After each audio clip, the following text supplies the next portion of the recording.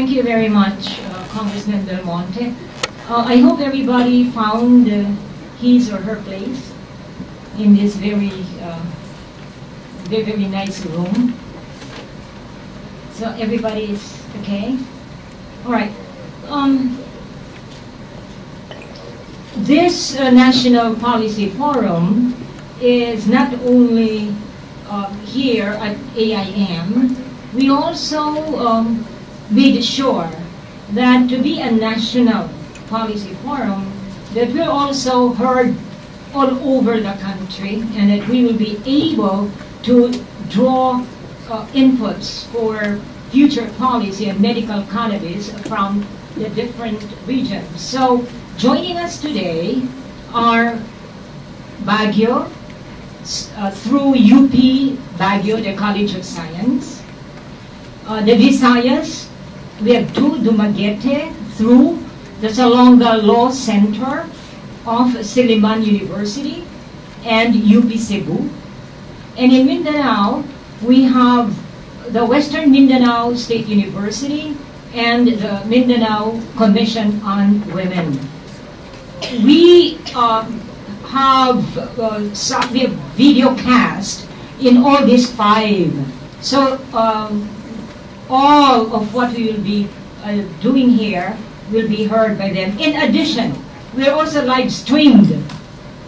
You know, we created a Facebook page called Medical Cannabis Policy Forum. And embedded in that Facebook page is a link to the live streaming today. So people from Canada, from New York, from North Carolina are also listening to us. And in fact, they will also be fielding questions. And we have a moderator for the chat room who will take their questions. So this indeed is, you know, policy forum, or what you call a town hall meeting. So it's not just about making speeches. It's really about hearing and listening to each other. And I also want to recognize a very high-powered panel that we have today. We made sure that this panel is a balanced panel. By that we mean both those who are in favor and those who are against. So we put together a panel from legislators, from executive officials, from medical practitioners, from researchers, from lawyers, and from advocates. So this is really, you know, quite a diverse panel. And this panel is headed by no less than our Honorable Senator Vicente Soto III, who is a Deputy Minority Leader of the Senate of the Philippines. And I have to tell you something about Senator Soto. I actually wrote my Master of Thesis on his grandfather. His grandfather is the outstanding nationalist called Vicente Soto, who for 10 years edited a major newspaper in Cebu, written in Spanish, called the Independencia. So I have to brush up on my Spanish in order to understand what his grandfather was saying. And the newspapers are so old that I was at the National Library using the microfiche. There were no computers yet when I was writing my Master of Thesis, so you could imagine how hard it is. But I'm very, very impressed, actually, by his grandfather. Now we know only about his grandchildren. So we have Senator Soto and we have the Vic Soto, but you know, their grandfather had a long history of fighting the Americans and the Spaniards. And I told him that I would share my Master of Thesis with him. So that, you know, gives us a special relationship with the Sotos of Cebu. So there's another side to the Sotos, huh? The radical nationalist grandfather. Also with us from the legislative side, of course, is Honorable Congressman Rodolfo Albano III. And I have to tell you something about him, too. He was a political science major in De La Salle University when I was teaching. So I had the opportunity also of I also had the opportunity of knowing Congressman Albano when he was much, much, much younger. He's still young, but then that was much younger before. So, and we're very proud that Congressman Albano took this initiative of developing a proposal on a highly controversial topic, which is medical cannabis. I'm very proud of him. And then we have, of course, from the Dangerous Drugs Board. You know, there can be no panel without the Dangerous Drugs Board when you're talking about medical marijuana. We have Assistant Secretary Benjamin Reyes, who is the Deputy Director for Operations. And we also have from the Philippine Drug Enforcement Agency, Assistant Secretary Abe Lemos, the Deputy Director. We have more men here, than women in the panel, but they are all, distinguished gentlemen. And, of course, everybody knows Dr. Kenneth Hartigan. He always goes on TV when there is something controversial about the food that we take.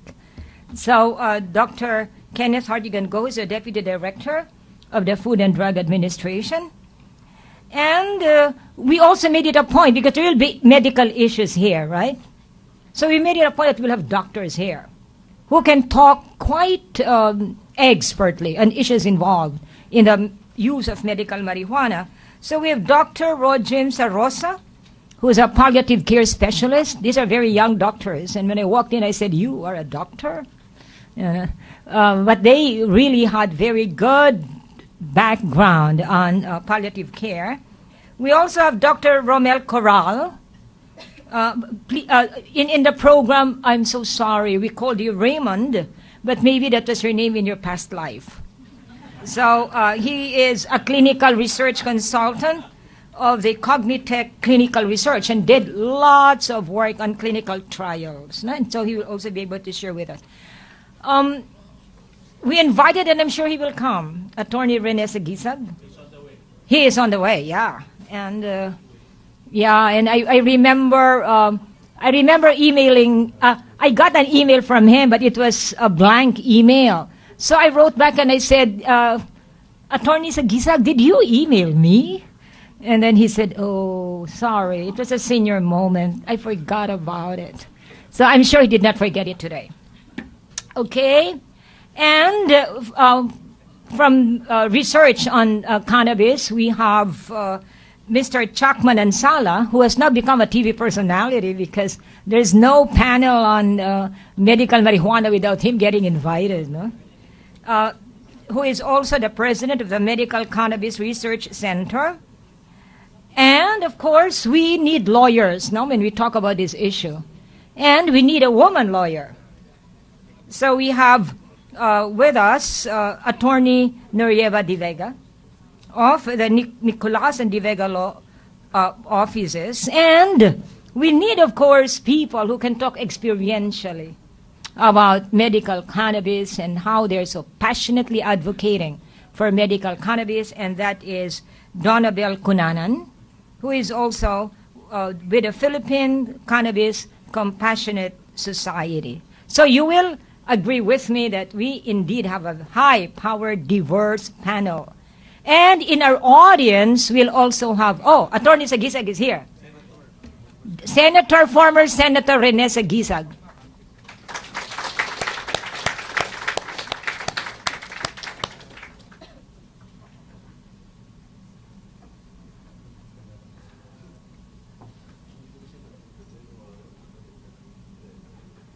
How many of you do not know Senator Rene Sagisag? Of course you do. Huh? It is not based on age. It is based on the contributions he made to human rights in the Philippines.